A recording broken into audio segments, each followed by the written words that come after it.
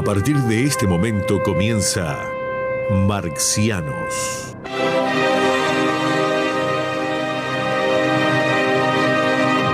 Para compartir sus pensamientos galácticos quedan con ustedes Daniel Vanina Croco y Carlos Amir González.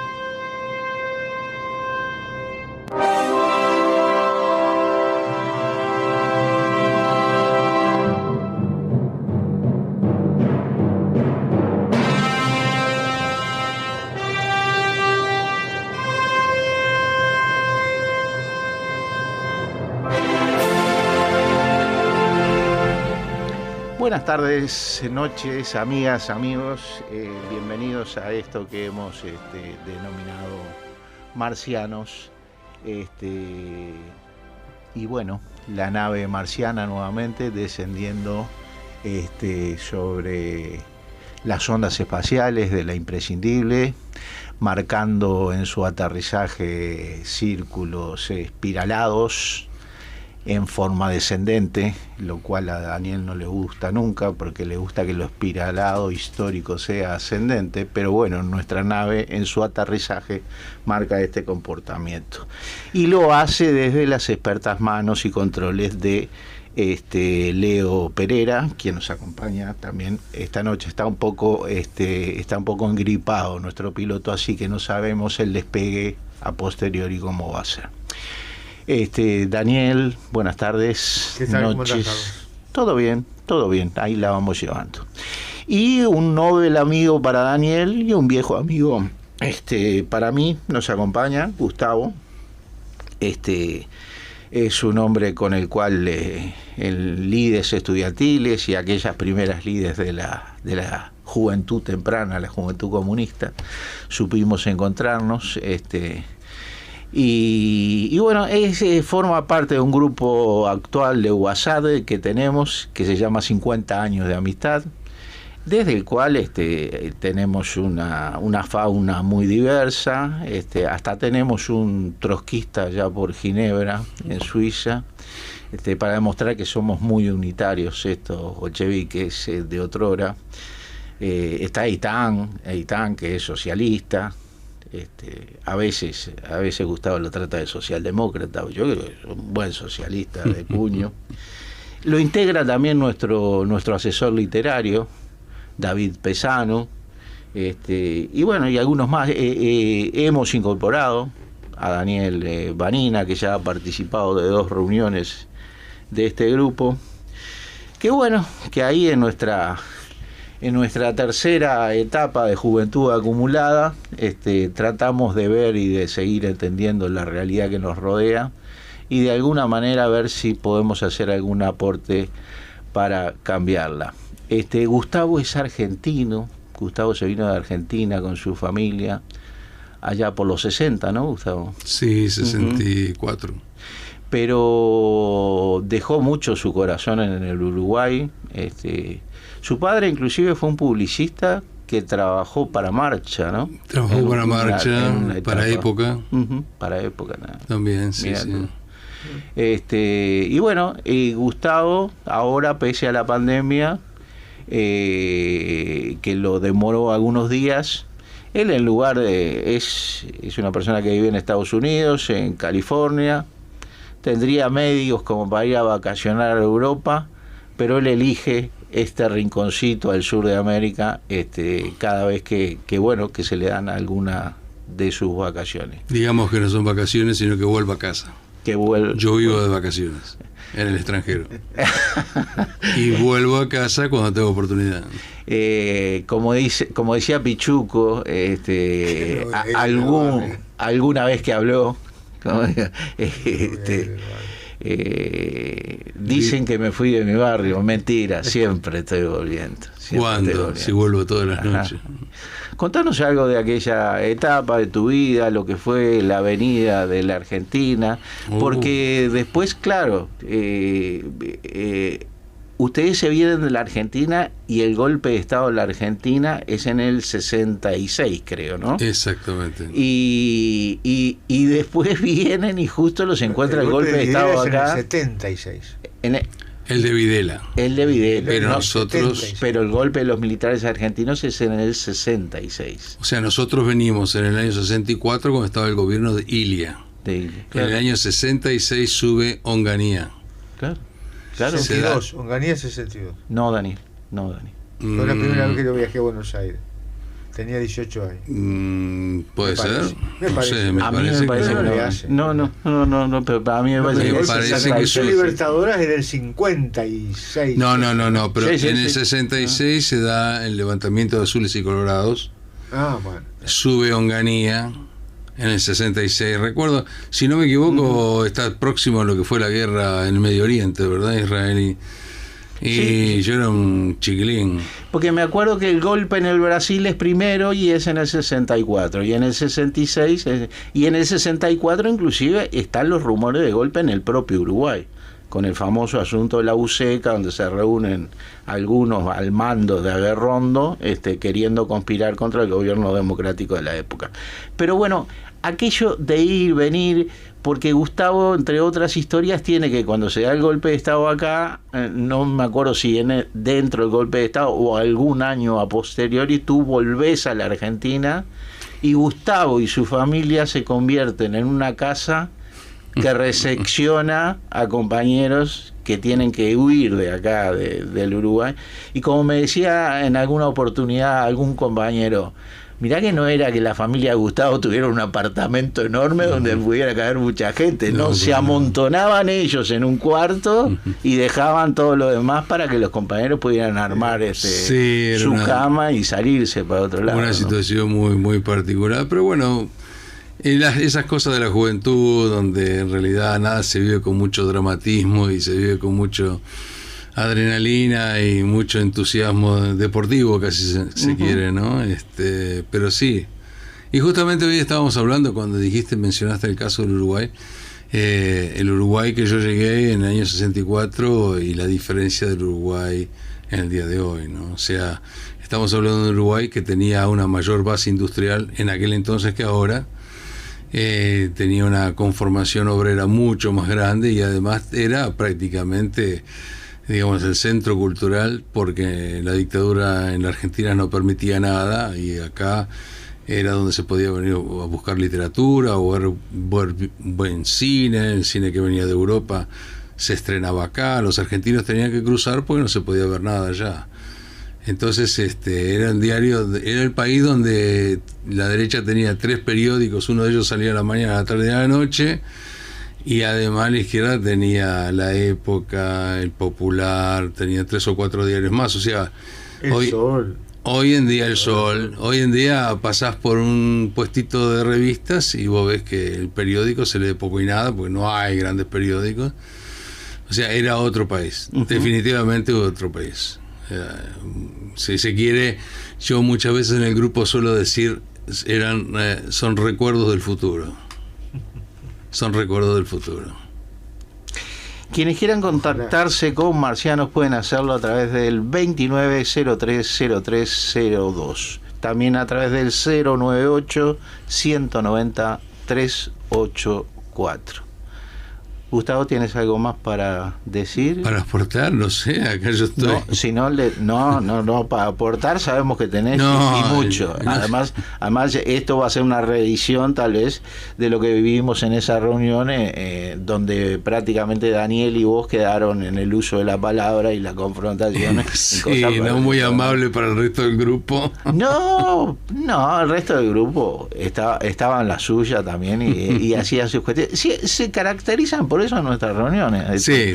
Dentro del grupo se forman subgrupos, que cada quien dijo, algunos parecen las conversaciones de Lelutier cuando hace ese sketch de las líneas cruzadas. Ahí está. Donde uno entra hablando de pasta flora, el otro habla con la canción de Sergio Denis y dice, no, perdón señora, no era usted, y la receta de la pasta flora. Sí.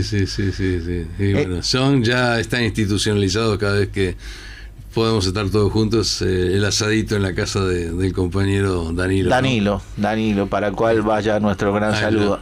Un saludo que no me quiero olvidar es a Nicolás Centurión, el cual lo hacemos colectivo, que en el día de la fecha está cumpliendo años y que es un marciano más. Feliz cumpleaños. Daniel, entonces nos lanzamos con su eje temático. Bueno, vos me pediste que lo trajera más al tema, más a la actualidad, y la actualidad es el capitalismo neoliberal. Voy a empezar por el final. Lo que nosotros queremos demostrar, o la hipótesis de trabajo, es que, ¿te acordás aquello que decía el Partido Comunista del primer gobierno del gobierno de Tabaré Vázquez, que era un gobierno en disputa? Este es un imperialismo en disputa. Así. O sea, a mí me da la sensación de que las tres cabezas imperialistas, que son, a mi manera de ver, Estados Unidos, Rusia y China, se están disputando muy, muy duramente, yo diría cada vez más duramente, la supremacía, con características muy especiales que tenemos que ver, porque los tres tienen distintas características, como siempre. Rusia tiene su fortaleza más en la geopolítica y en lo militar. Es una potencia atómica impresionante, se ha sabido, y después vamos a verlo, ha mantenido un know-how muy importante con respecto a las armas nucleares. China ha tenido es la única que hizo un milagro, salió del feudalismo hace 50 o 60 años y cayó en el capitalismo desarrollado, rompiendo la dependencia. A la dimensión que ella lo hizo, fue la única que lo logró, porque la dependencia económica es parte misma de la esencia del capitalismo, a mi manera de ver. Y Estados Unidos, que pelea todo, pelea lo militar, pelea lo hegemónico, pelea cosas, es el presupuesto más grande de armamentos del mundo, tiene la cantidad de bases en todos lados, hasta en Uzbekistán tiene bases adentro. Le falta tener una en Moscú. Y bueno, yo, para empezar por algún lado, yo diría que una de las piezas clave de todo esto fue las crisis de los 70. Lenin había dicho allá por el 1916, creo que fue, que el capitalismo era... escribió el libro, el imperialismo, fase superior del capitalismo. Y ahí planteó: el capitalismo es una fase superior, necesaria y última. Yo creo que le erró con la de última, pero que era superior y que era necesaria, tal cual.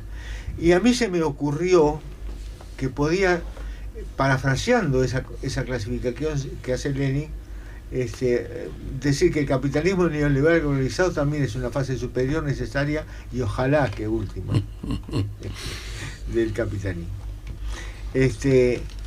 Y todo el lío del capitalismo se le viene en los 70. Hay tres crisis, una política que no vamos a entrar, que es la crisis de Vietnam, la guerra de Vietnam, que pierde, y es el regreso sin gloria, y es el golpe psicológico, emocional, y la pérdida de miles de soldados. Aprendió la lección de Estados Unidos, porque ahora los soldados no manda soldados, manda ahora es todo por aviones. Sí, pero aparte, cuando manda a alguien son contratistas, contratados, claro, mercenarios. ¿Quién con un título nuevo? ¿Quién puede llorar o pelear o reclamar por un mercenario? No. Le pagaron, murió, y bueno, se murió. Así se hizo el Imperio Español, ¿no? Tal cual. Entonces, la crisis de los 70 es el oro-dólar, la crisis del oro-dólar. ¿Qué había pasado? Es que del Tratado de Bretton Woods, allá por el 46, 47, no recuerdo exactamente cuándo fue, que fue el reconocimiento económico de todo el mundo occidental y cristiano, que le dijeron: bueno, tenés razón, ganaste vos, 2/3 del oro están en Estados Unidos, en la Reserva Federal, y bueno, entonces aceptamos una paridad oro-dólar. Entonces cada onza de oro, onza troy de oro, valía 33, una cosa así, 33 dólares. Ahora vale $1.500. ¿Qué hizo Estados Unidos del 47 al 60 y pico?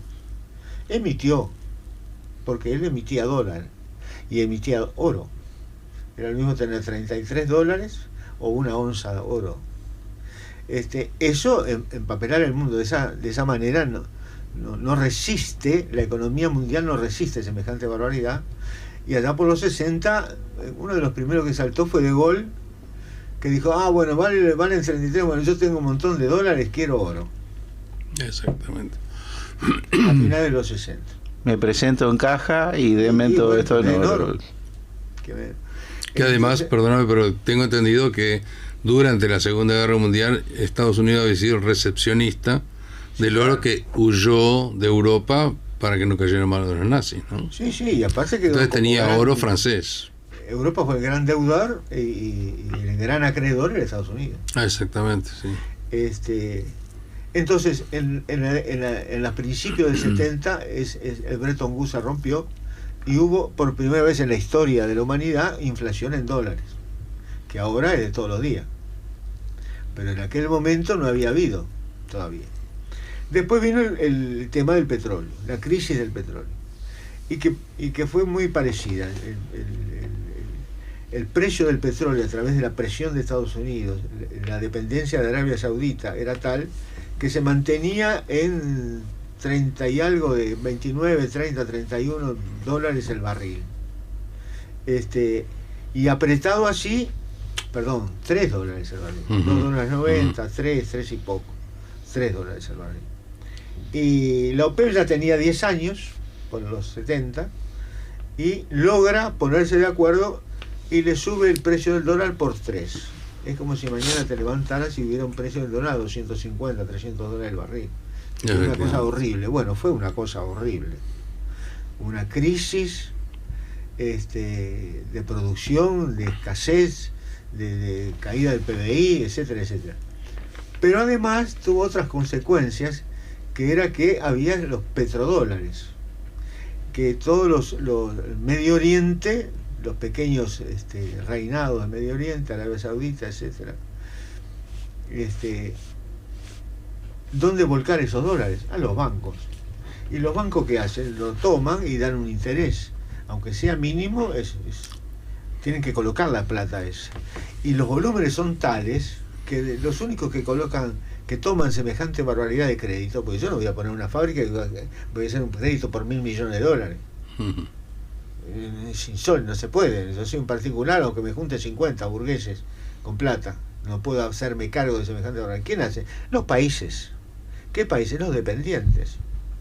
Entonces se fabrica la deuda externa de la década del 70, 80, en base a los petrodólares que habían sobrado.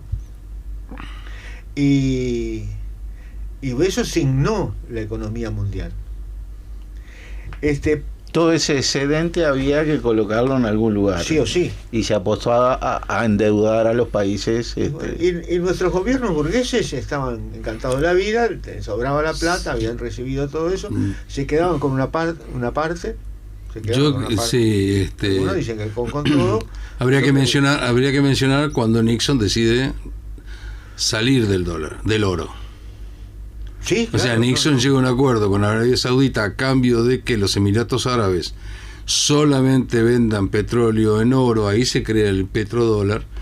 No había forma de comprar petróleo que no fuera con dólar americano, y esa era justamente la base donde los americanos dijeron: nosotros no necesitamos la base oro, porque lo que tenemos es toda la reserva de petróleo, porque nadie va a comprar petróleo si no es con nuestra moneda. Y ahí se hace la moneda internacional. Es que además hay una cuestión de volumen de producción. Es tal el volumen de producción del capitalismo que llega un momento en que el oro no puede ser representante de la moneda, porque no tiene capacidad. No hay suficientemente oro en el mundo como para generar para comparar la riqueza en moneda que genera el PBI, que es gigante. Bueno, ¿y qué pasó? Hubo una crisis de mercado también.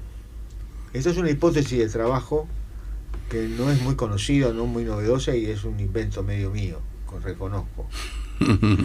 Asume. Porque ¿qué decían?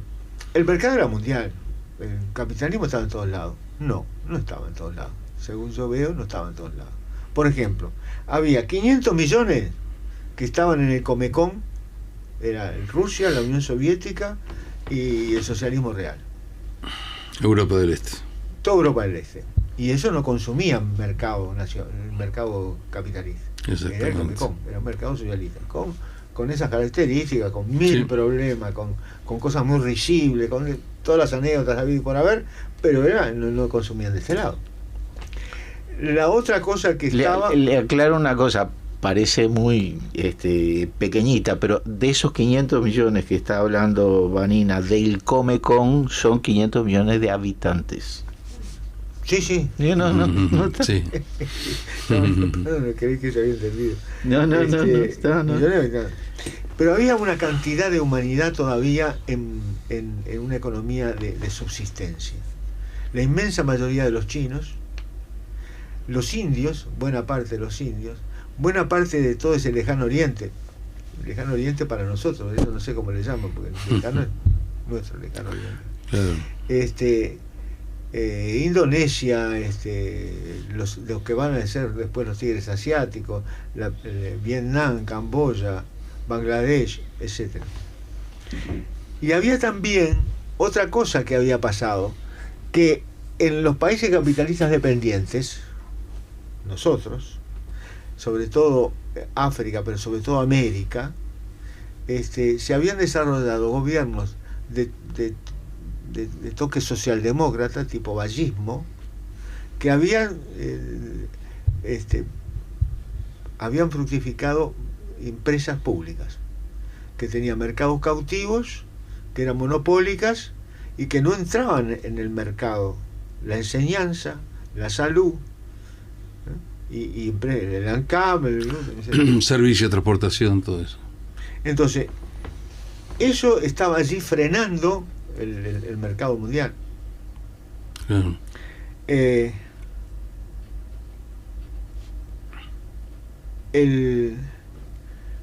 próximo paso entonces, ¿qué era? Había un ingrediente que estaba ahí escondido, que yo no lo conocía, no sé si quién lo conocía en aquel momento, pero que ahora todo el mundo lo conoce, que estaba la ideología del capitalismo neoliberal.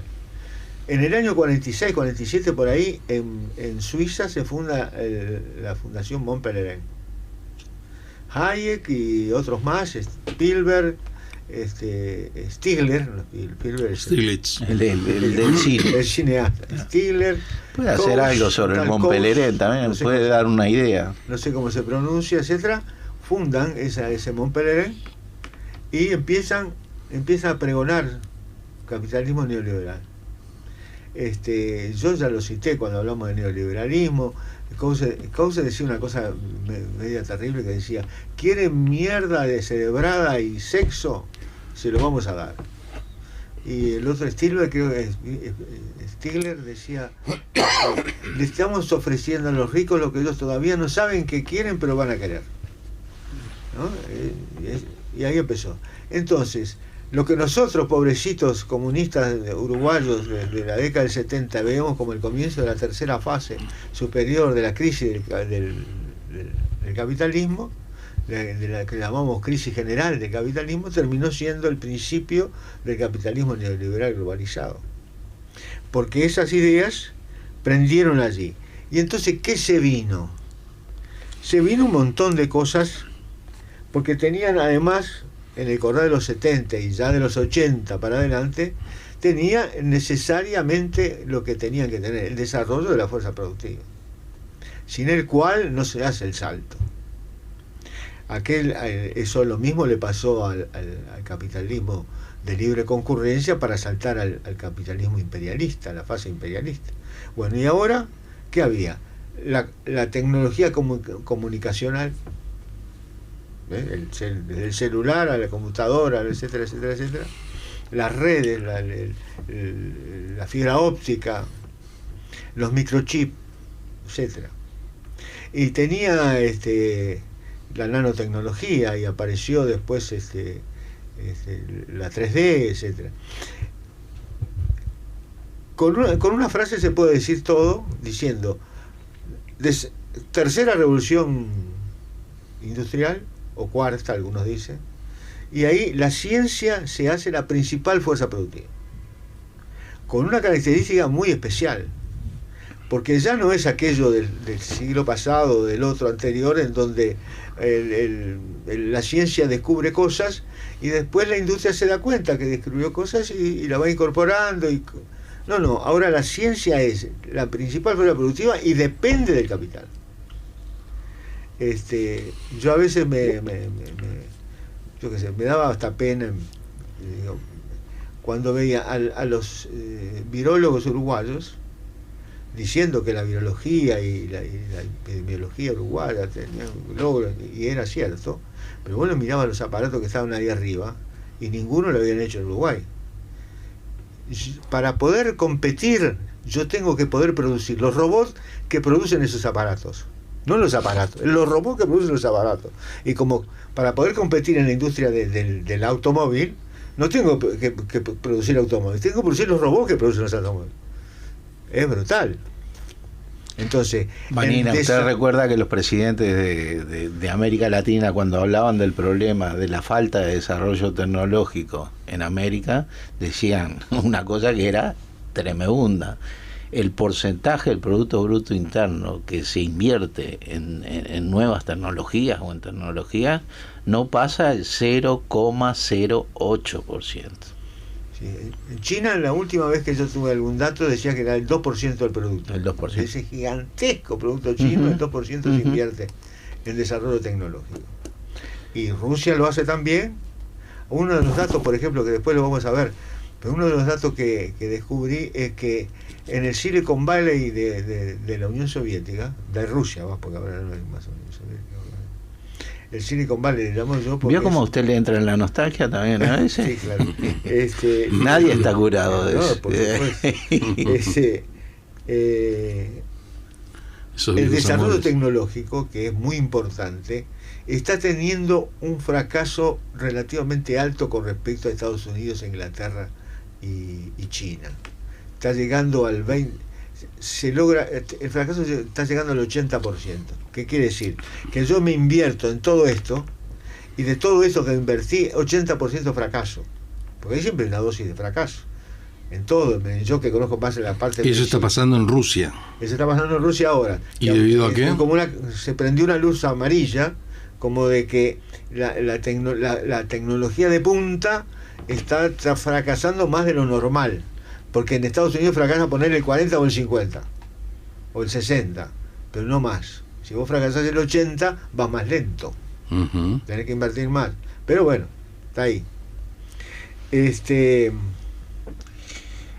Daniel, me tengo que ir a una pausa, así que correcto. Esa inspiración que tenía, no sin antes decirles que Inocencio hace confesión de parte, firme como rulo de estatua, dice: Inocencio, ex UJC presente. O sea, se sumó a la barra. Dale, no sé si Leo, si quiere irse con Baglietto, que lo teníamos preparado para darle la bienvenida a Gustavo, o si quiere volver, como usted quiera.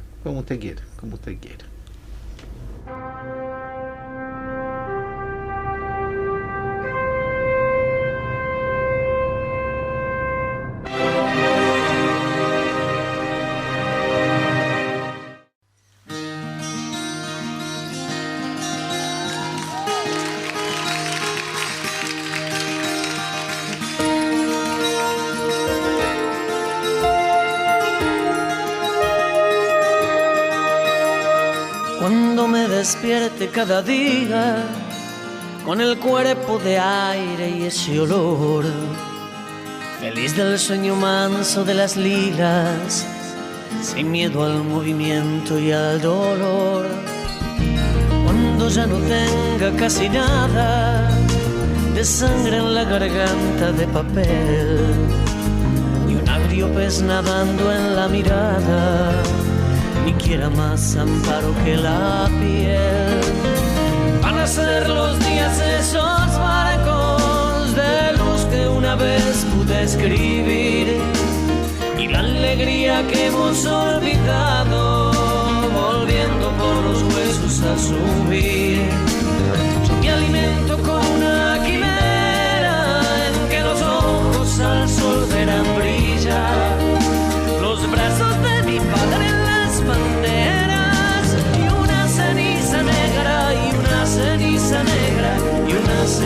ceniza negra que se va.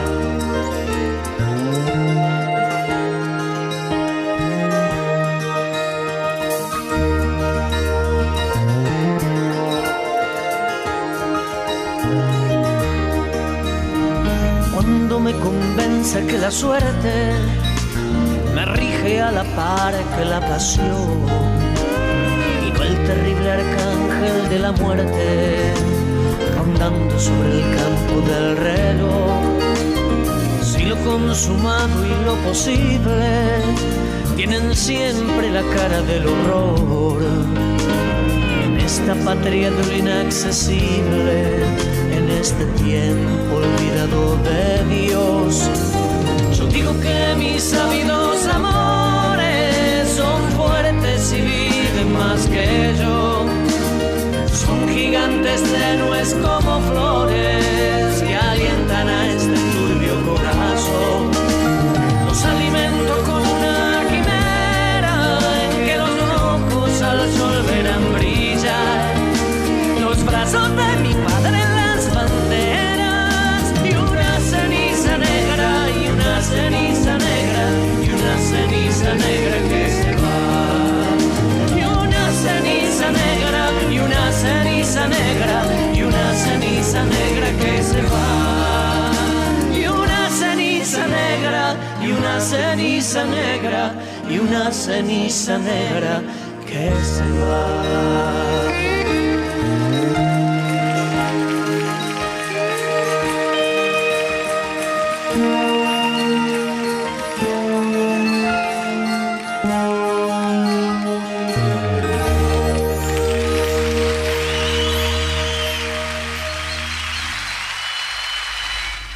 Regresamos a la tarde-noche de Marcianos en La Imprescindible. Recuerden que nuestros teléfonos, si quieren contactarse, son 29030302 o 098-190-384. Recuerda, Vanina, que algunos marcianos nos habían dicho que la importancia de que le demos esos minutos a la cuestión cultural, cantos, sí. Recordaciones, con la ida de la vida del Cacho Trejos, cantidad de gente nos ha escrito muy, muy emocionada y diciéndonos que bueno ese recuerdo que hacíamos del compañero. Pero Eitan, sí, nuestro oyente también de los Estados Unidos, como vive por Chicago, vive en Chicago, ¿no? En Chicago vive Eitan. Prestó mucha atención cuando pasamos 1000 años hace y por las paredes de Joan Manuel Serrat, que es casi toda la historia de España, del Imperio Español, de las colonias.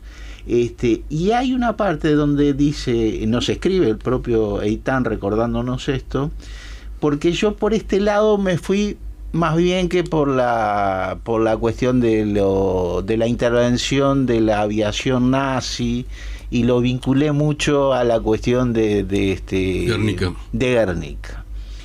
Y es inexacto esto. Dice, con sangre murciana y de Almería se construyó una exposición, literal.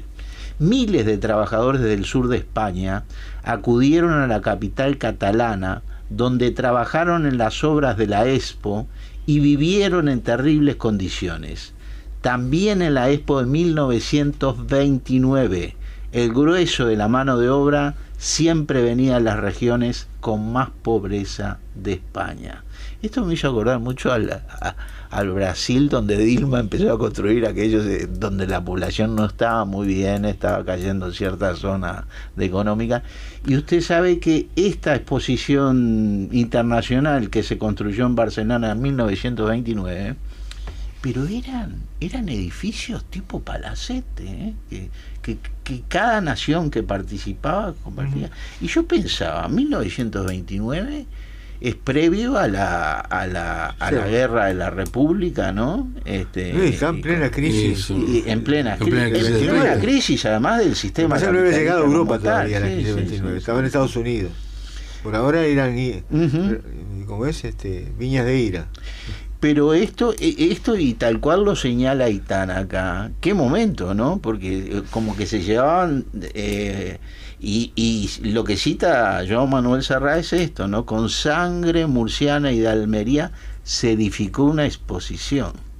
Y esta exposición fue portentosa. Era como la risa de las monarquías de época frente a una España totalmente pobre y demás.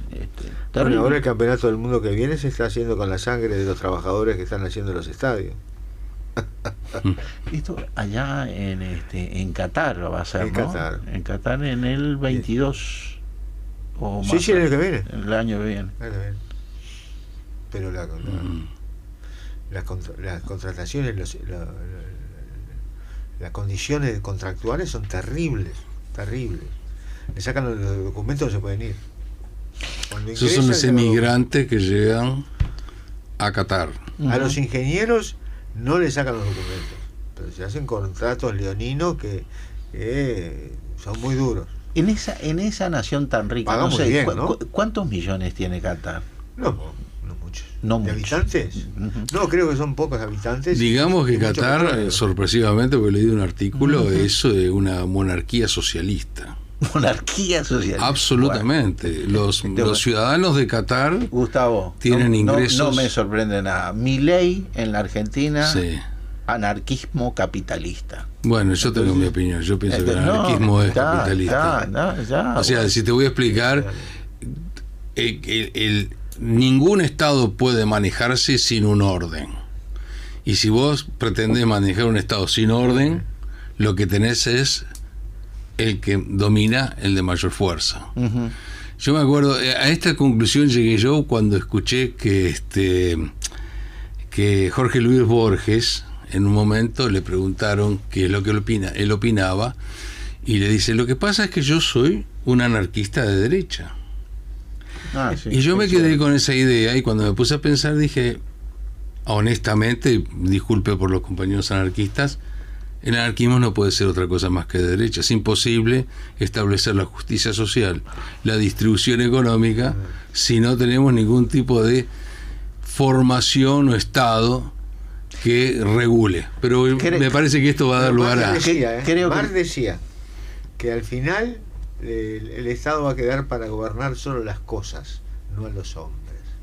Bueno, interesante, pero reconozcamos, hay dos cosas, hay una cosa teórica, hay una cosa teórica que a mí me baila y tiene mucho que ver incluso con este nuevo discurso de la ultraderecha. Es el tema que siempre se ha venido hablando, el tema de libertad. La libertad. Generalmente la burguesía y la derecha siempre hablan de la libertad, pero no hablan de justicia, tampoco hablan de igualdad. Ahora, libertad puede existir la libertad. Tenemos la libertad en la selva, hay una plena libertad. Y el zorro en el gallinero. La libertad se puede. Lo que no se puede es justicia.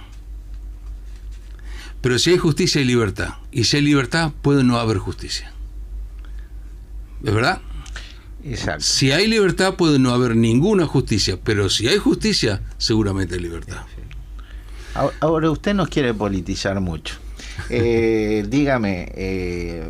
No, yo quería hacer un comentario con respecto de lo que estábamos hablando en los años 70. Ahí lo quería llevar. Porque aquí Vanina comentaba que es un punto de inflexión. Los años 70 es coincidente con la separación, como bien marcaba él, del dólar con respecto al oro. Yo creo que el punto, según yo lo tengo entendido, puede estar equivocado, el punto que lleva a Nixon a declarar que el dólar ya no depende que el dólar no depende del oro, es a raíz justamente de que Francia, con De Gaulle a la cabeza, se embarca directamente De Gaulle a recoger el oro que supuestamente tenía Estados Unidos. Y eso le crea un gran problema a Estados Unidos, una gran erogación de oro que en realidad ellos de alguna manera retenían y que parece que creían que lo iban a retener por siempre, porque Europa estaba endeudado hasta decir basta. Sin embargo, Francia hizo un tremendo esfuerzo, porque cualquier cosa podía hacer De Gaulle, pero sí era un nacionalista. Hizo un esfuerzo extraordinario, juntó todo el dinerito que pudo y le dijo: señores, acá tengo el dólar, denme mi oro. Se embarcó y fue para allá. Nixon entonces transforma este acuerdo con los países petroleros de que no se puede vender ni una gota de aceite o de petróleo si no es con dólar, lo cual transforma al dólar en la moneda que conocemos hoy en día, o sea, la moneda que domina, ¿verdad?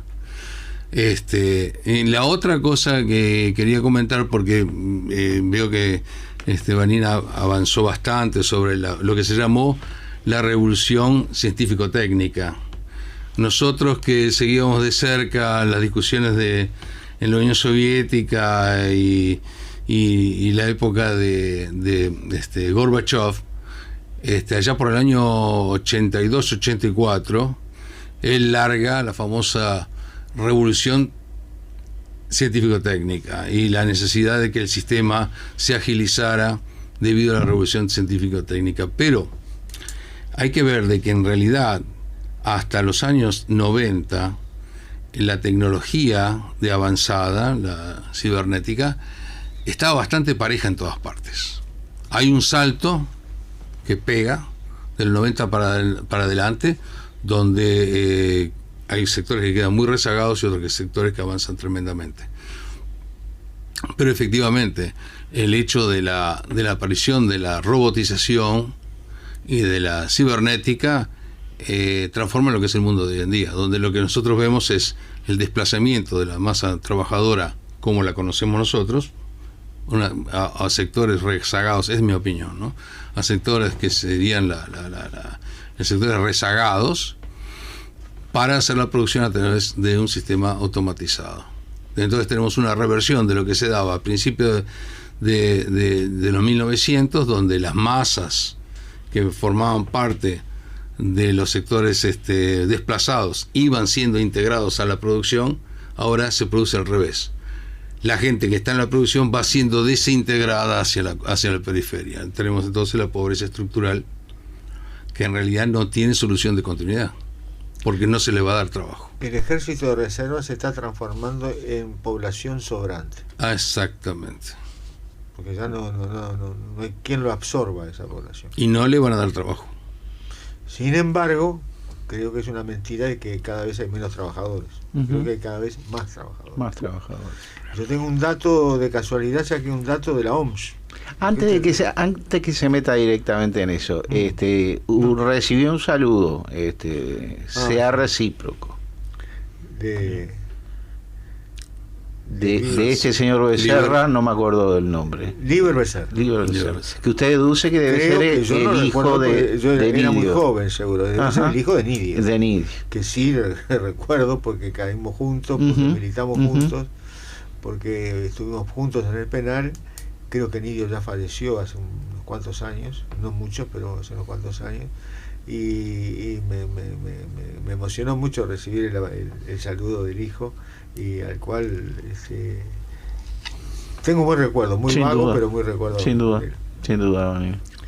Y yo quería meter solamente una pequeña basecita. Me encontré en el año 1986 en un congreso con el tema de yo estaba en la parte de electrónica de la UNRWA, y en Moscú, rusos, franceses, y de diversos lugares, donde justamente los sindicatos rusos planteaban o sea, los dirigentes de los sindicatos rusos, que eran parte del gobierno sin duda, en pleno Gorbachev, la perestroika, la glasnost, desesperados porque el desarrollo de las fuerzas productivas, libre paso al desarrollo, con una ingeniera francesa que representaba la CGT francesa, muy preocupada por eso de que liberar la aplicación de las nuevas tecnologías a como diese lugar, a ellos les había significado en Francia que quedaran varias ciudades tipo fantasma, ¿no? O sea que al aplicarse las nuevas tecnologías, esto implicaba para esa parte del capitalismo europeo la desaparición con cierto grado de desarrollo de la industria, eso desaparecía y aparecían las nuevas formas. Esto qué contradicción, ¿no, Daniel? Yo estoy convencido de que el desarrollo de la fuerza productiva genera trabajo. porque cuando a mí me dicen que un robot fabrica un auto, yo quiero saber cuántas horas gastaron en fabricar el robot. Claro. Pero hay un tránsito, ¿no? De una situación a otra hay como pero un hay tránsito, algunos ejercicios que son muy ilustrativos. Por ejemplo, no hay quien sustituya el capitalismo compite contra sí mismo, por lo tanto genera un freno al desarrollo de la fuerza productiva, compitiendo con el escarnio de la fuerza de trabajo. Dicen que hay 3,5 millones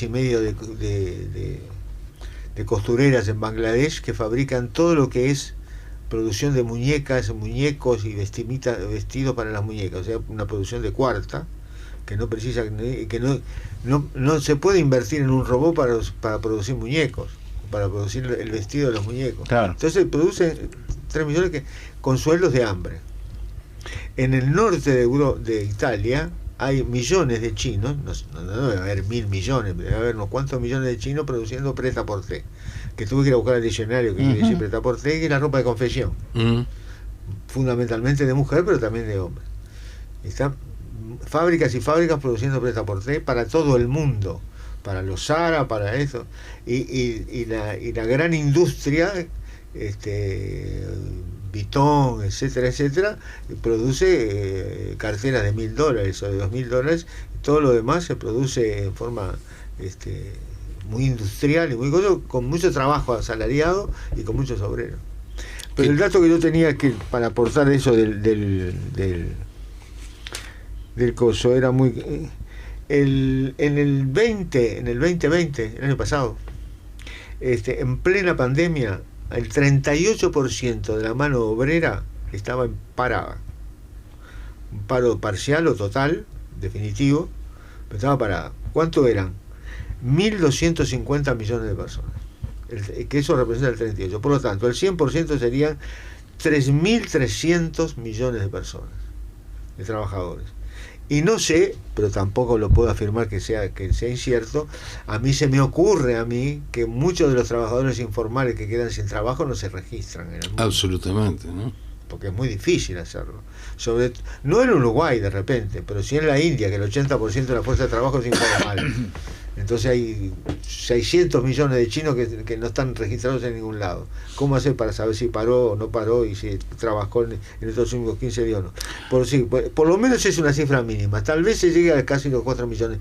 La mitad de la humanidad está trabajando. Yo estoy convencido, no puedo probarlo, que nunca hubo tanto trabajador en el mundo. Sí, hay un fenómeno que a mí se me ha dado por llamar la asiatización de la economía. Creo que Marx hablaba también de la economía asiática, pero en otros términos. Es otra modo de producción asiático. Pero yo le llamo la asiatización de la economía en términos de cómo en el Asia durante mucho tiempo existió toda una industria, toda una economía informal que dependía de no del trueque, sino del intercambio de productos, venta, compra y demás. Y pienso de que si nuestras sociedades están rezagando trabajadores o relegándolos hacia el sector informal o hacia lo que sería la pobreza estructural, lo que llaman hoy en día pobreza estructural, evidentemente la gente no se queda sin hacer nada, algo hace, se incorporan a lo que es una economía informal y estamos prácticamente volviendo a eso, o sea, una economía donde incluso se hace muy difícil la recaudación para la mantención de un Estado que pueda trabajar bien. A mí me sorprendió, por ejemplo, saber de que el 80% de la economía en Bolivia es informal. Pero bueno, ellos tienen otra característica. Es raro que hayan podido hacer lo que hicieron en una economía tan informal. Es muy raro. Pero también, por otra parte, tal vez no es tan raro porque ellos tienen comunidades, y son comunidades indígenas que eso sí le da el sentido de grupo que tal vez les permite llevar adelante. Lo que pasa es que cuando vos tenés gente que se pasa a la informalidad, en primer lugar se crea un fenómeno que es tremendo, que yo lo pude presenciar hablándolo en Argentina en un momento dado, que es la pérdida de generaciones y generaciones de trabajadores industriales de distinto tipo, o sea, el papá o el abuelo era tornero, el hijo se hizo mecánico, el otro se hizo carpintero, y vos tenés 1, 2, 3, 4 generaciones de gente que trabaja en la parte productiva. Una vez que se corta y se rompe eso, ya se rompe la cadena. Esto me lo decía a mí un ministro en el caso de la Argentina debido al fenómeno Menem, ¿verdad? Entonces, estos sectores marginales que van quedando afuera, sí, como decís vos, trabajan. El problema es que trabajan en una economía informal, totalmente precarizada, totalmente tercerizada, y que encima de eso les cuesta mucho unificarse, porque además vienen de experiencias distintas y no tienen un centro y unos espacios comunes de convivencia. En ese sentido, vos sabés que muchas veces se dice que está evolucionando tan rápido la tecnología que si no nos apuramos a instruirnos, vamos a quedar sin trabajo. Cosa que la realidad de hoy muestra que es lo contrario. Hay que me lo explique. Ahora, ¿no? ¿Por qué lo contrario? Porque yo quisiera en la década del 80... que me lo explicara usted, además. Yo te doy los números. En la década del 80 en Estados Unidos, las cifras no son ajustadas a la realidad pura porque no, son de memoria.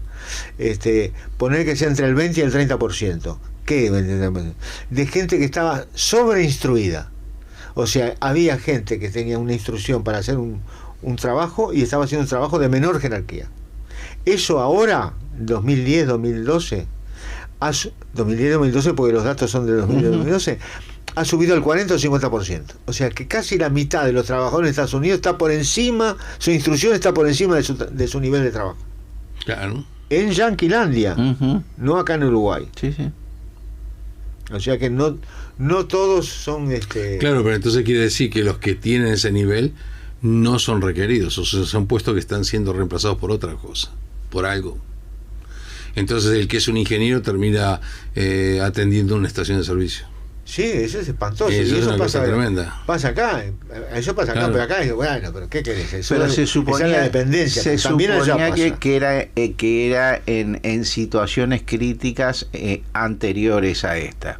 No, pero pero ¿quiénes eso son? no lleva- ¿Quiénes pero son eso- los que sí, están sí, en pero eso no lleva al Son los fenómeno. cabecitas negras, somos nosotros. Eso no lleva al fenómeno de los Trump. latinos y los negros. Eso no lleva al fenómeno de Trump. O sea, el fenómeno de Trump es justamente los sectores blancos Claro. Sí, sí, que sí. trabajaban en el cinturón, en el Rusty deslocación. Belt. Esa es la deslocación. Una dislocación total de los sectores obreros, el porque Brexit también. los sectores obreros que han quedado rezagados y que entonces están desesperados por conseguir trabajo, evidentemente fueron, porque acá es un fenómeno que es hasta cómico, ¿verdad? Estados Unidos en la época de Bush estaban desesperados por el famoso NAFTA y los mercados abiertos. Y nosotros en América Latina decíamos, no, nos van a llenar de todos sus productos y nuestra industria se va al tacho. Lo cierto es que ellos también se fueron al tacho, porque las industrias en Estados Unidos emigraron a Canadá y a México, donde se pagaba mucho menos, y ahora vos tenés millones y millones de norteamericanos que han perdido todo tipo de sustento. Es una paradoja interesante, porque ahí se queja todo el mundo. Se queja México, porque mantiene una fuerza de trabajo muy mal paga. Ujú. Una de las exigencias que le puso Trump a México para formar el nuevo NAFTA era que por favor le aumente el sueldo de los trabajadores, porque si no, no puede competir. ¿Ah?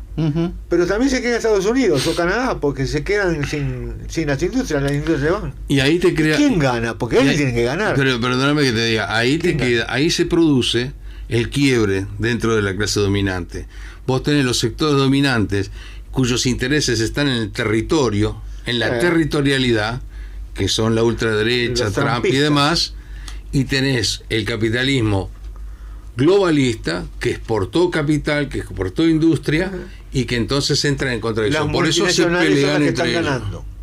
Entonces, en este momento las multinacionales, a mi criterio, o sea, llevan una política mucho más razonable y civilizatoria que la ultraderecha vernácula tipo Trump, tipo Bolsonaro. Bolsonaro es muy neoliberal, No, son todos neoliberales, pero lo que quieren es pero adentro.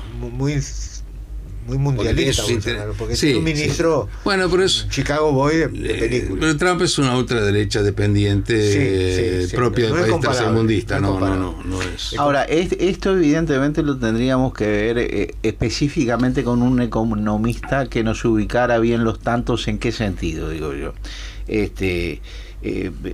sabemos de este desplazamiento de clase obrera que de repente está altamente calificada, pero que tiene que ir a laburar a un determinado lugar donde su sobrecalificación no es reconocida y por lo tanto cobrar un salario muy por debajo a lo que podría estar cobrando. Por el otro lado, sabemos que hay una precarización del trabajo. Absolutamente. En Uruguay está pasando esto, no sé, en otros países de América Latina e inclusive en países europeos aparentemente también, pero con otro sistema de contradicciones, porque como se en Europa hay trabajos que no quieren hacer los europeos, pero que ahora tienen problemas con la migración también, que antes querían aceptar para determinados trabajos. Hay 800 millones esperando turno para trabajar en Europa. Hay que darle de comer.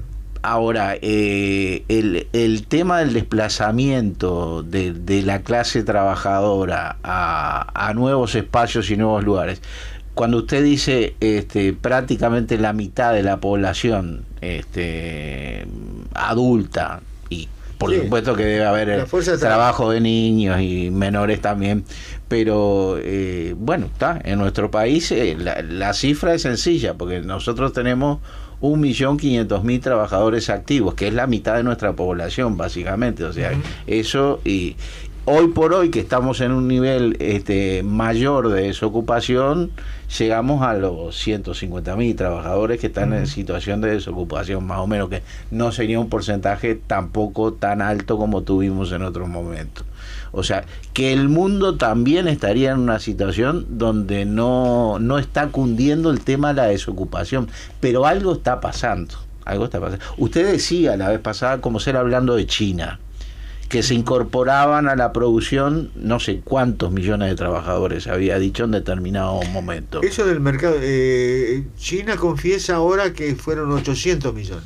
800 millones. Que salieron de la pobreza. Salir de la pobreza en China y empezar a trabajar. Pero Daniel, salir de la subsistencia, claro, del arroz y el estiércol. Seguro. El estiércol para hacer. Lo que yo siempre marco cuando vos hablaste de los países imperialistas, y no tiene mucho que ver porque podemos hablar del tema de qué es imperialismo o no, o en qué momento se ejerce el imperialismo, porque podés tener pretensión imperialista y no tener capacidad de hacerlo, o sea, es pura pretensión nada más, ¿no? Alemania tuvo que hacer una guerra y así terminó, le hicieron pelota, le salió mal.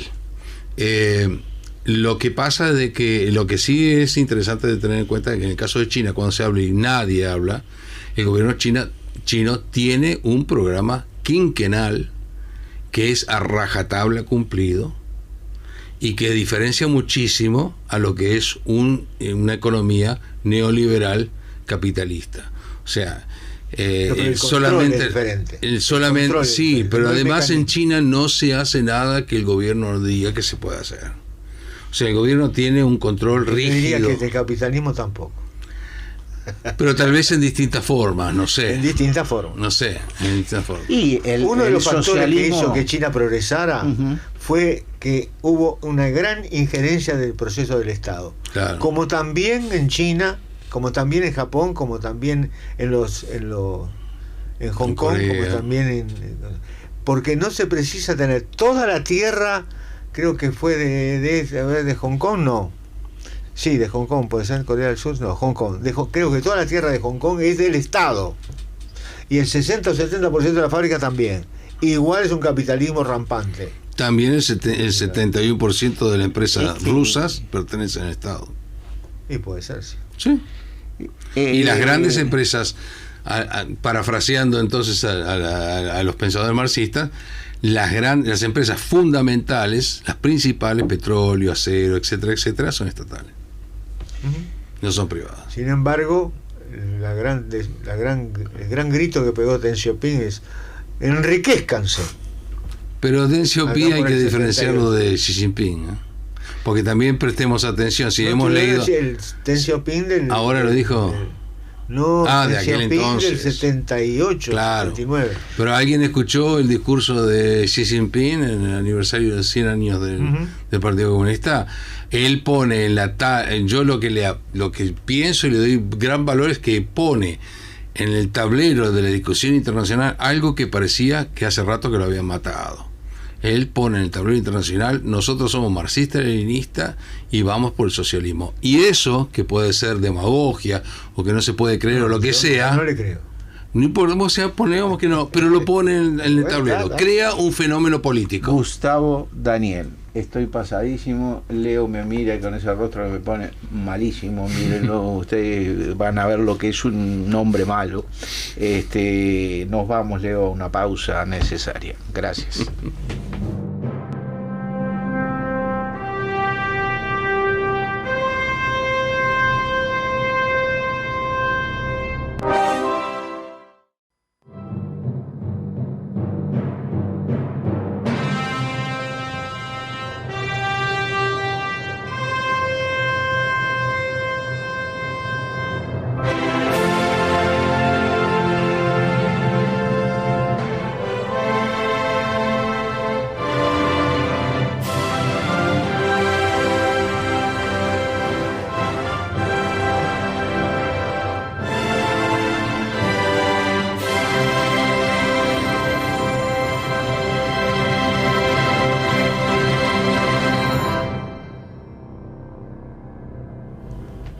Retornamos a la tarde-noche de Marcianos. Daniel.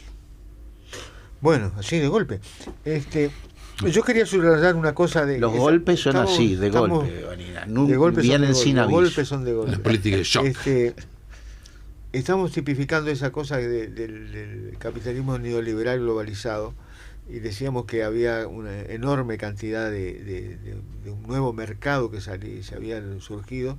Nosotros más o menos, el cálculo es una estimación simplemente, sumando los 800 millones de China, los 500 del socialismo real, otros, entre 2.000 y 2.500 millones de trabajadores consumidores, porque si no trabajas no consumís, que están consumiendo ahora ¿y eso qué es? Es una enorme, son los petrodólares de la década del 70. O sea, es una enorme masa de plusvalía que ¿a dónde se invierte? Van al mercado de inversión y se invierte en la banca internacional. Y alguien llamó, no sé quién fue, pero seguramente algún marxista, acumulación primitiva de capital financiero. Parafraseando la acumulación primitiva de capital que hablaba Marx allá por mediados del siglo XIX. Entonces, ¿qué volumen tiene eso? Enorme. Ahora llega a ser 10 o 12 veces mayor que el PBI mundial. Exactamente. Sin embargo, el 80% es virtual. Absolutamente, sí.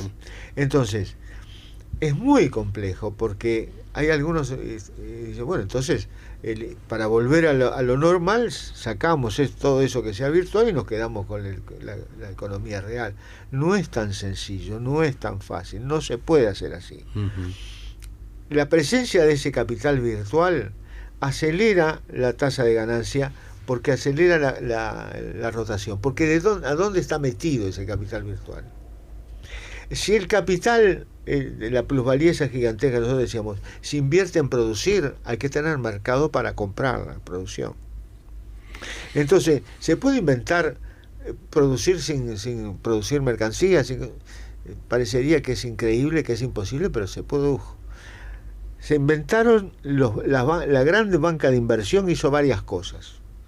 Los gobiernos, que siempre son muy importantes para los neoliberales, es una mentira eso de que no quieren gobiernos que les sirva para las empresas. Absolutamente. ¿No? Porque si no, que estados que les sirvan, que estén a su disposición, gobiernos que estén a su disposición, que no produzcan, que no compitan, que no produzcan empresas públicas monopólicas, pero que hagan una guerra preventiva en Irak. Le vino muy bien a las empresas yanquis. Cuando se van de Afganistán le vino muy bien todo lo que perdió en Afganistán, no, las empresas ganaron en esos 20 años que estuvieron en Afganistán. Pero ahora volviendo, porque me voy para las ramas, están los mercados laterales, los mercados secundarios.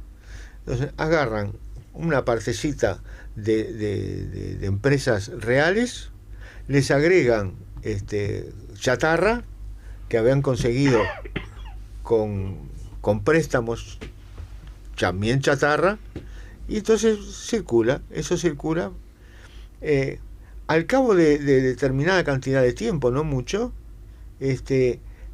los precios que van aumentando rápidamente, ya no se hace referencia al precio original que tuvo cuando arrancó la bola esa. ¿Y qué generan? Crisis. ¿Qué crisis? Las burbujas, muchas burbujas. Las primeras allá por el mediados de los 90, y después la Azteca, la Tequila, la Caipira, después la 2007, .com, 2008, y la grande de Estados Unidos, sí. la crisis de la subprime, la crisis de la chatarra en el 2008. Entonces, ese es el capitalismo que tenemos ahora en su base material, con una gran dependencia. La deuda también genera deuda soberana, también generan deuda, como generó los petrodólares, generaron deuda, esa también genera deuda. Ahora la deuda se le ha puesto un nombre, un eufemismo, es deuda soberana, que es mucho más sutil, porque ya no le debemos al Fondo Monetario Internacional, al odiado y bien merecido odio que tenía el Fondo Monetario Internacional, salvo excepciones, como puede ser Argentina. Pero ahora emitimos deuda soberana. Nosotros, los estados dependientes, emitimos deuda soberana, en pesos y en dólares, en el caso de Uruguay. Y nos quedamos perplejos, qué buenos que son, y qué buen clima de negocios hacemos, porque vienen y la oferta para compra es superior a la oferta que le hicimos nosotros para la venta. Perdóname, yo pienso de que el término deuda soberana es un eufemismo. O sea, ellos han cambiado la palabra contraemos una deuda por el dicho de vendemos una deuda, más o menos la misma cuestión. Sí, pero lo formal es diferente, porque yo no tengo que ir a pedir un préstamo stand-by al fondo. Yo emito deuda, emito bonos del Tesoro uruguayo. Y viene el mundo a comprármelo. Viene Pedro, María, Juan y José también. Lo cual crea incluso una situación mucho ahora peor. Ya menos. Pero hay una anécdota de cuando los Kirchner quisieron no pagar y renegociaron toda la deuda, consiguieron renegociar el 80% de la deuda. Y les quedaron para los fondos buitres un 20%. Uh-huh. Pero cuando decían anecdóticamente que a veces iban a negociar a Europa, no sé a dónde, África, donde sea, con los fondos de inversión, y en los fondos de inversión a veces tenían que salir protegidos por la policía, porque venía Juan y María y Pedro y José y le habían puesto $10.000 y querían cobrar. Exactamente. Claro. Ahora ya creo que no hay más de eso. Pero claro, yo creo que me decía un compañero en el penal que el capitalismo es maravilloso, Vanina. Le vende el revólver al suicida y el ataúd a la viuda. Ahí está, exactamente. Yo creo que tal vez el meollo o lo que se ve muy claro fue en esa famosa declaración de la Thatcher, cuando dijo, bueno, ahora vamos a comenzar el capitalismo popular. Entonces el capitalismo popular era justamente eso, el poder vender bonos y paquete basura, como lo que vino de Estados Unidos. Uh-huh. Fíjate vos que yo estaba en Estados Unidos y vino la crisis. Cuando vino la crisis, yo pensé, bueno, Estados Unidos viene la crisis, Europa se va a mantener. Y sin embargo no fue así. ¿Qué pasó? Que los bancos se habían ocupado hacía rato de venderle estos paquetes llenos de basura a los inversores europeos, y ya ni siquiera a los bancos, sino a los pequeños inversores. Por eso tenían grande cantidad de inversores que eran jubilados y pensionados. China en Alemania. Estuvo tecleando. ¿Perdón? China estuvo tecleando. Porque China está calculado que tiene que tener un PBI por arriba de 5% de aumento permanente, y tiene que formar 9 millones de trabajadores por año. Nuevos puestos de trabajo por año. Cuando llegó a pellizcar el 6, y se encontró con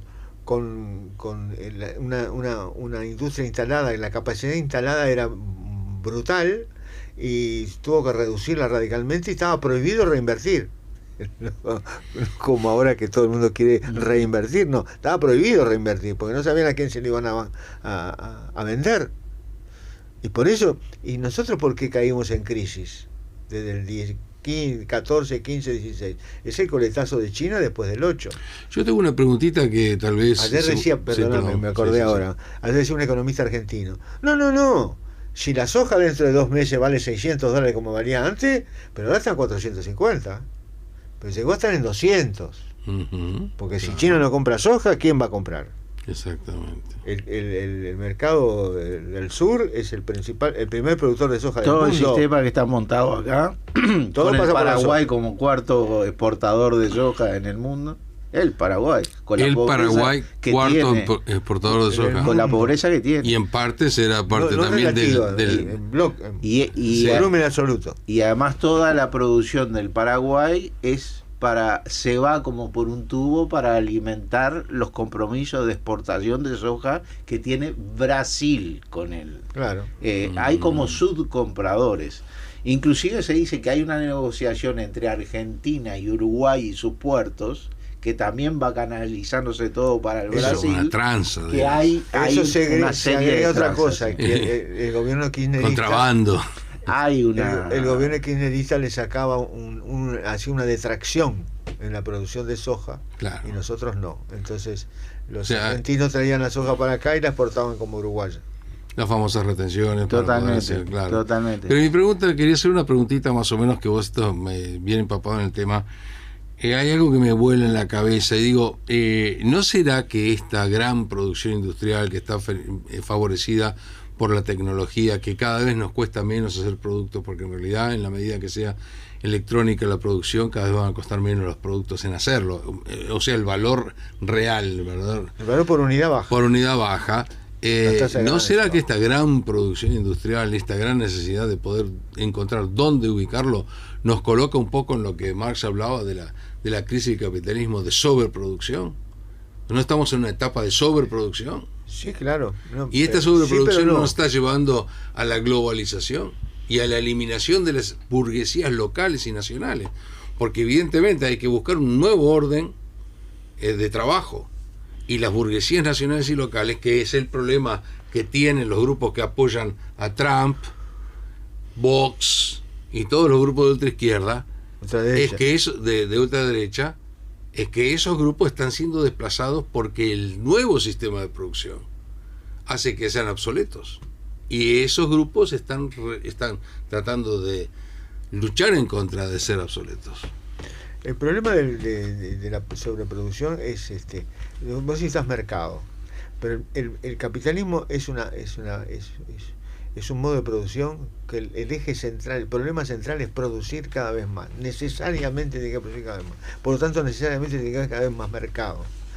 Los mercados no alcanzan, están limitados. Cada vez que se limita el mercado hay crisis.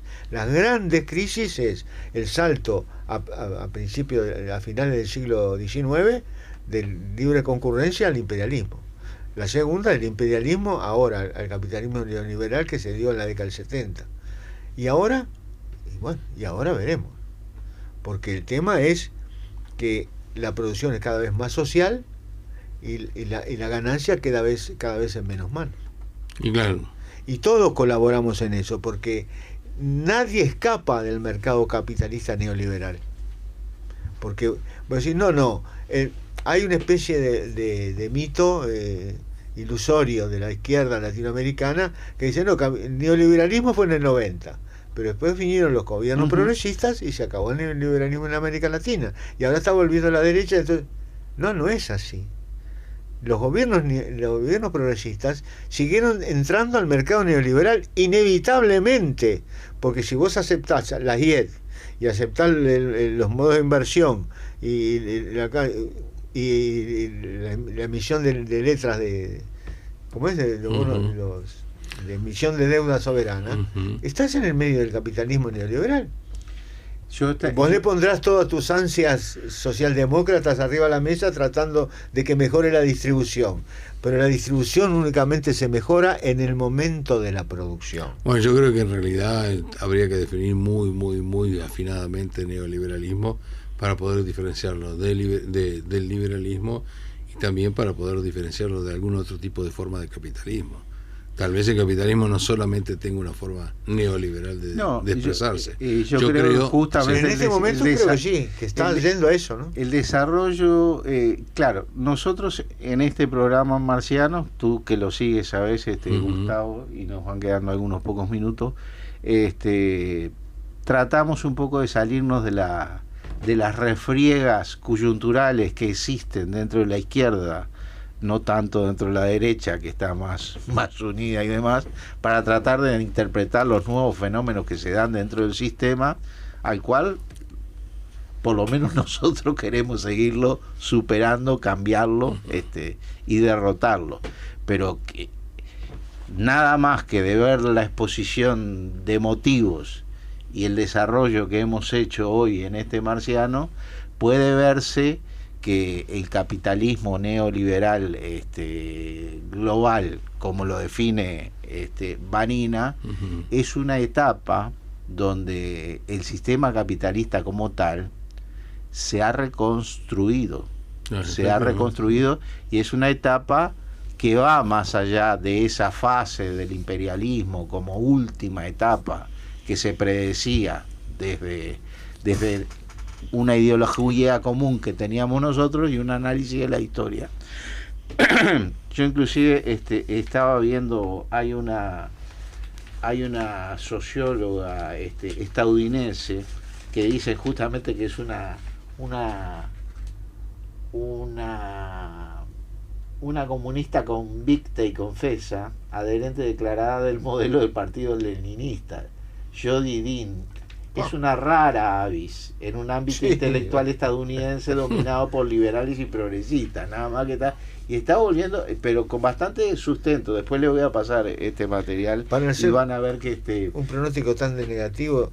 Yo diría que hay alguna gente que está hablando de que el 2008, la crisis del 2008 no pasó. Y ahora agravada por una cosa que se llama pandemia. ¿Por qué la pandemia? Porque ¿habrá llegado a su fin la pandemia? No parece. Ahora Estados Unidos salió corriendo a hacer una nueva vacuna contra el Omicron, esa nueva variante. Pero si no logramos venderle vacunas gratis, darle vacuna a toda la humanidad, van a haber rebrotes permanentemente. Bueno, eso es un poco esa realidad que vos estás diciendo, y los problemas ecológicos que hay, los problemas de todo tipo, y el hecho de que el trabajo cada vez se socializa más, que a mí me da la impresión de que no es necesariamente que tenemos capitalismo de acá a la China, de acá hasta que nos pudramos, porque además está el factor que yo te comentaba el otro día, que no podemos dejar de tener en cuenta que el hombre no es un animal, el hombre se rebela. El hombre busca la forma de sobrevivir, y así ha llevado la historia adelante. Sí. Estamos de acuerdo. Esta mujer, en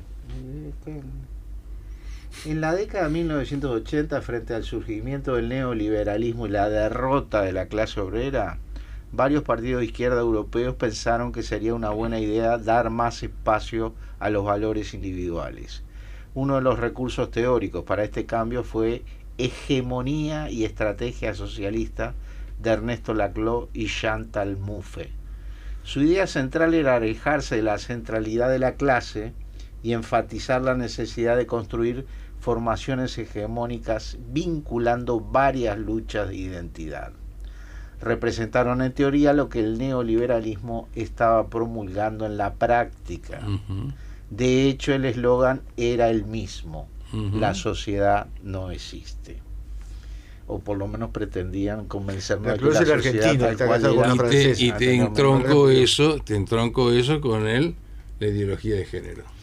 Lo que la izquierda debería haber hecho,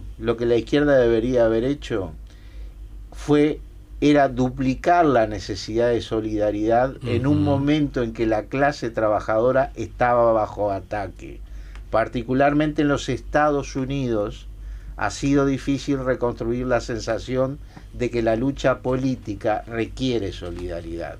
La gente se ha mostrado reacia a reconocer cómo el capitalismo comunicativo, que es una cuestión que ella plantea, la existencia de este capitalismo comunicativo, nos empuja hacia la expresión individual ineficaz, cosa que hemos estado tratando acá. Y acá una cuestión que plantea también importante. Se presume que la identidad es la base de la política, no parte del campo contestatario. Y entre algunas porciones de la izquierda en línea y en algunos círculos activistas existe un escepticismo hacia la disciplina que ofrece un partido organizado, como si la autoexpresión individual fuera más importante para la eficacia política que las organizaciones fuertes y unidas. Hay mucho que sacar. Y yo además afirmo dentro de esto que ella identifica, lo decía la vez pasada acá, frente a la cuestión de que estas concepciones muy individualistas, de que la sociedad no existe como tal, sino que existe a través de cuestiones de identidad particulares o corporativas inclusive. Esta idea de las tribus, ¿no? Termina en hacer la tuya. Esta idea de las tribus, termina en hacer la tuya, como planteó Vanina varias veces.